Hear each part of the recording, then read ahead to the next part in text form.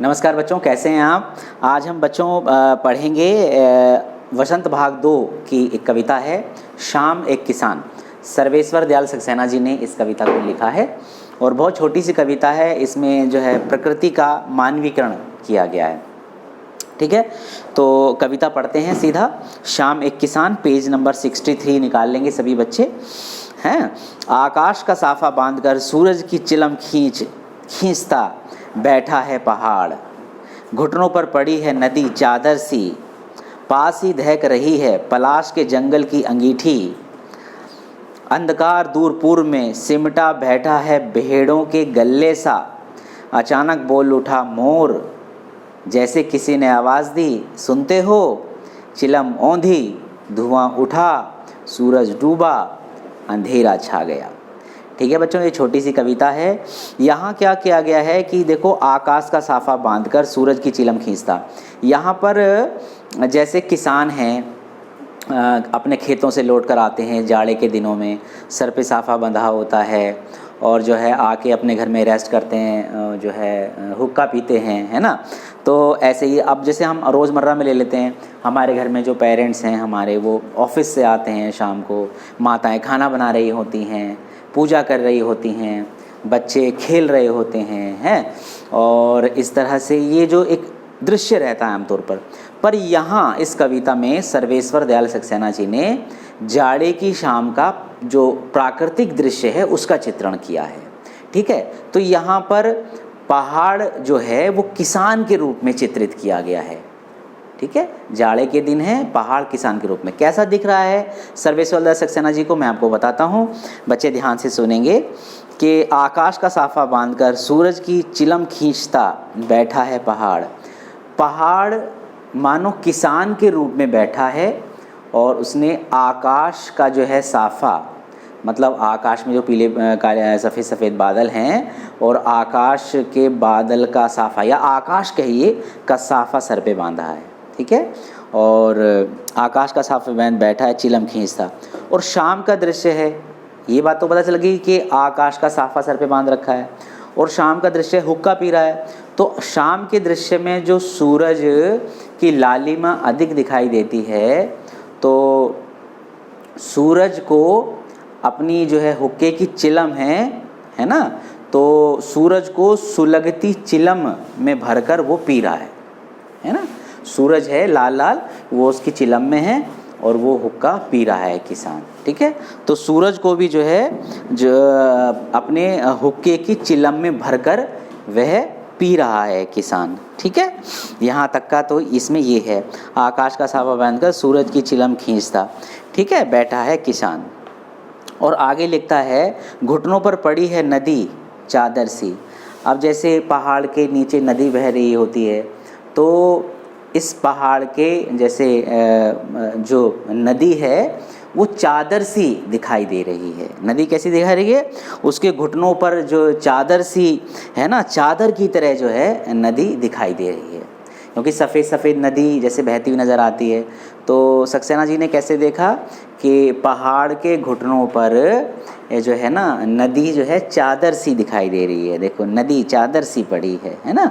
नदी मान लो उसने घुटनों पर, सर्दी का टाइम है और किसान ने जैसे अपने हम चादर ओढ़ लेते हैं, तो किसने, किसान रूपी पहाड़ ने, है ना, किसान रूपी पहाड़ ने, पहाड़ कैसा दिख रहा है, किसान की तरह। तो किसान रूपी पहाड़ ने क्या कर रखा है, अपनी जो है चादर को अपने घुटनों पर डाल रखा है ना। चादर की तरह जो है नदी उसके घुटनों पर पड़ी है। ठीक है, यहाँ तक की बात क्लियर होगी। और आगे लिखते हैं, पास ही दहक रही है पलाश के जंगल की अंगीठी। पास ही जो पलाश के जो लाल लाल फूल हैं वो अंगीठी में जलते हुए से प्रतीत हो रहे हैं। ठीक है, और आगे देखते हैं, अंधकार दूर पूर्व में सिमटा बैठा है भेड़ों के गल्ले सा। अर्थात जो अंधकार है, अंधेरा है, वो पूर्व दिशा से बढ़ता आ रहा है और उसको कैसा दिखाया इन्होंने, जैसे भेड़ों का झुंड, भेड़ों का समूह बढ़ता हुआ आ रहा है। तो ऐसे अंधकार को सक्सेना जी ने दिखाया है। फिर क्या है, अचानक बोला मोर, जैसे किसी ने आवाज़ दी, सुनते हो।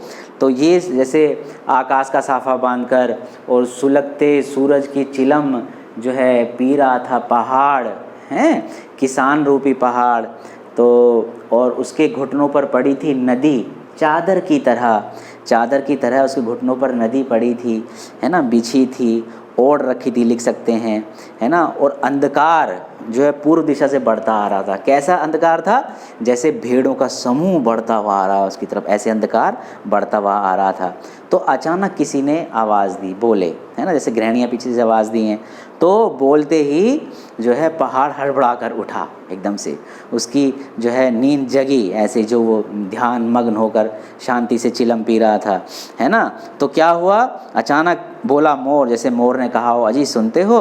किसी ने आवाज़ दी, अजी सुनते हो। चिलम औंधी होगी, वो जो सूरज रूपी जो लाल लाल चिलम सुलग रही थी, अब वो औंधी हो गई, उल्टी हो गई, अर्थात सूरज अस्त हो गया, है ना। धुआं उठा से मतलब क्या होता है कि घर घर में जब अंधकार होने लगे, ऐसे जैसे अंधेरा सा हो जाता है तो घरों में चूल्हे जलने लगते हैं, उसका धुआं उठने लगता है, हैं। धुआं उठा, सूरज डूब गया है, चारों तरफ अंधकार छा गया और चारों तरफ काली माँ ने अपना कब्जा कर लिया। तो ये इस कविता का बच्चों भाव है। मुझे लगता है कि आपकी समझ में आ गया होगा। और आगे चलते हैं।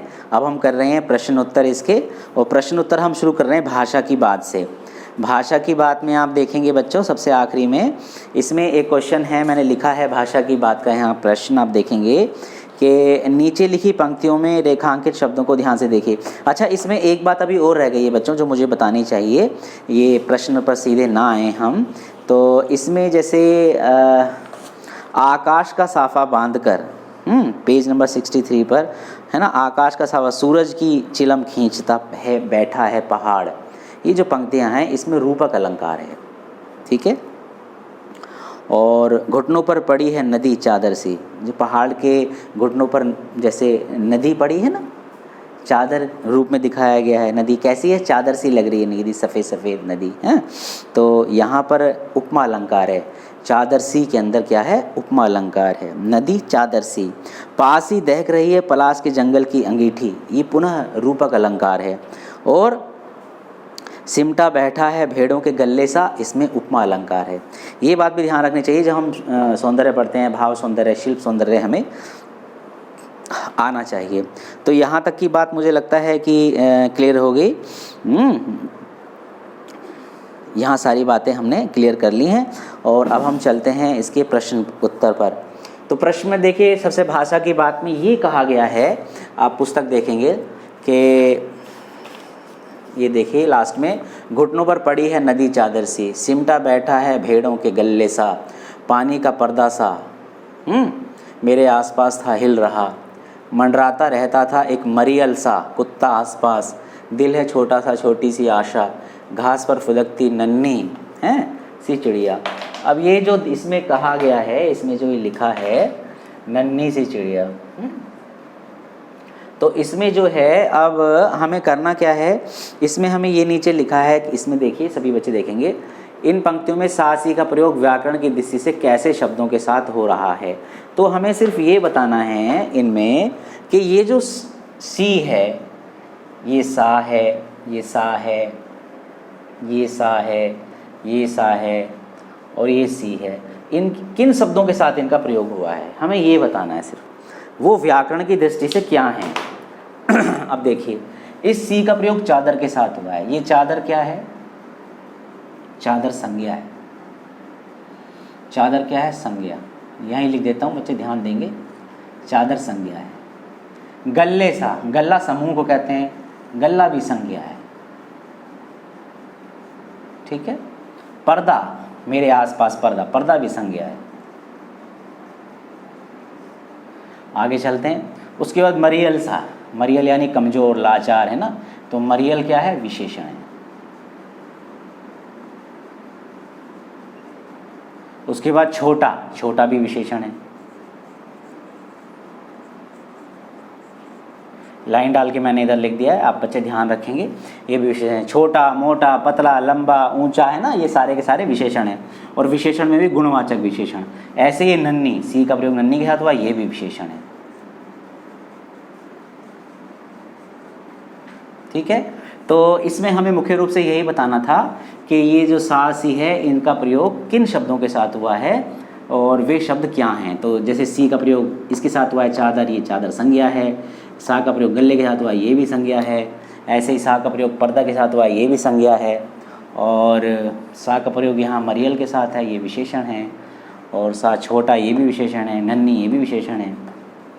तो हमें सिर्फ यही बताना था कि सा सी शब्दों के साथ जिनका प्रयोग हुआ है, ये शब्द कैसे हैं। ये देखिए सा सी का प्रयोग व्याकरण की दृष्टि से कैसे शब्दों के साथ हो रहा है। तो व्याकरण की दृष्टि से सा सी का प्रयोग कैसे शब्दों के साथ हो रहा है, तो ये शब्द जो है संज्ञा है और ये जो विशेषण है मैंने लिख दिए हैं, आप इन शब्दों को देख लीजिए। ठीक है, आगे चलते हैं। ठीक है बच्चों, हम यहाँ देखते हैं कि इसमें लिखा है, इस कविता में शाम के दृश्य को किसान के रूप में दिखाया गया है। यह रूपक है। इसे बनाने के लिए 5 एकरूपताओं की जोड़ी बनाई गई है। उन्हें उपमा कहते हैं। पहली एकरूपता है आकाश और साफे में कविता में दिखाई गई है ना। और तीसरी नदी और चादर सी, है ना, मानो नदी चादर सी। चौथी, पांचवी और दूसरी आपको खोज कर लिखनी है। तो बच्चों यहाँ देखिए, यहाँ इसमें दिखाई है आकाश का साफा, ये पहली एकरूपता दिखाई गई है। मानो नदी चादर सी दूसरी दिखाई गई। 3 आपको और खोजनी है। तो इसमें जो और दूसरे नंबर की आप मान के चलिए, सूरज की चिलम, इसमें एकरूपता। और पलाश के लाल लाल फूलों की दहकती अंगीठी, ठीक है, एक ये। और अंधकार भेड़ों के गले सा, ऐसा दिखाया था, है ना। तो ये 3 खोजनी थी, 2 पहले से दी हुई थी। तो ये आप 3 और लिख सकते हैं बच्चों। आपका जो है आराम से ये पूरा प्रश्न हो जाएगा। ठीक है, आगे चलते हैं और प्रश्न नंबर 3 देखेंगे। अब शाम का दृश्य अपने घर की छत या खिड़की से देखकर बताइए। है ना, सिंपल। आप अपने घर की छत पर जाइए, या छत नहीं है, मान लो फ्लैट है, तो खिड़की से देखकर बताइए। क्या क्या बताना है, शाम कब से शुरू हुई, और ख बताना है तब से लेकर सूरज डूबने में कितना समय लगा, और तीसरा बताना है आसमान में क्या क्या परिवर्तन हुए। तो ये आप स्वयं करेंगे। मैं आपको हिंट दे सकता हूँ।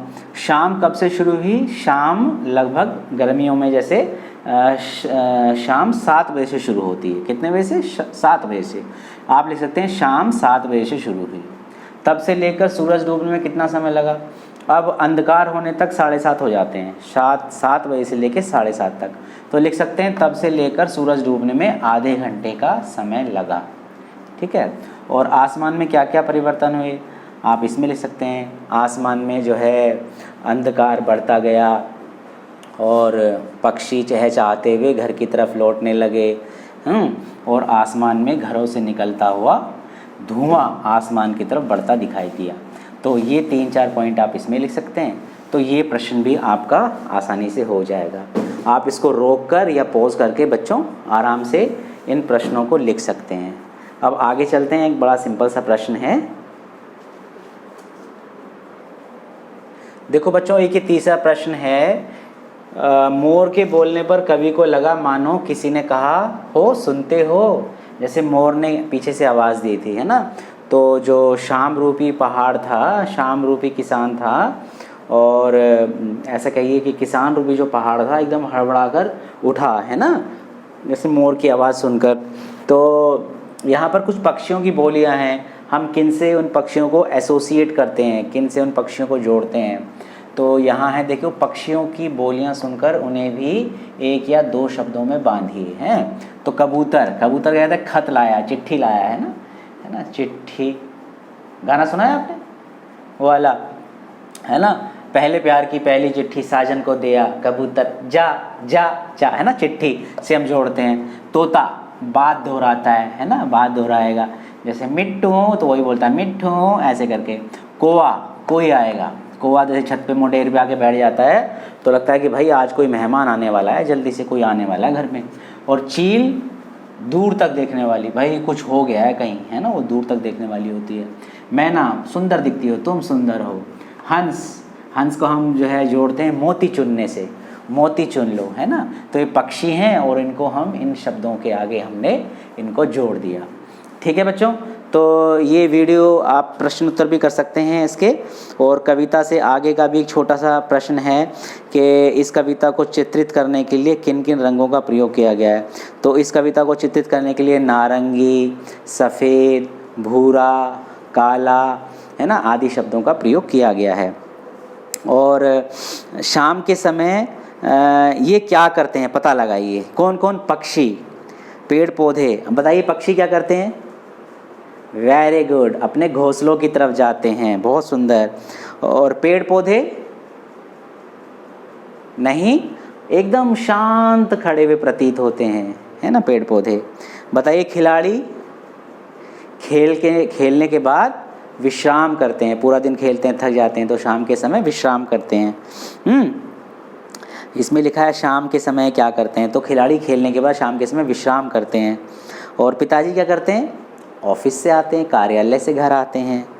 और फल वाले, फेरी वाले मतलब फल जो बेचते हैं, जल्दी जल्दी फल बेचकर अपने घर जाने की फिराक में रहते हैं। और किसान खेतों से घर आते हैं शाम के समय। माँ खाना बना रही होती हैं, पूजा करती है शाम के समय। और बच्चे खेलते हैं। बस यही लिखना है इसमें और इस तरह से आप इसको देख सकते हैं।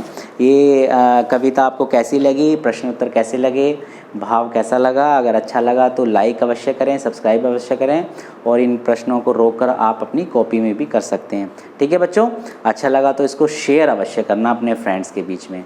ऐसे ही मैं और क्वेश्चन के साथ वीडियो आपके लिए लेके आता रहूँगा। थैंक यू बच्चों।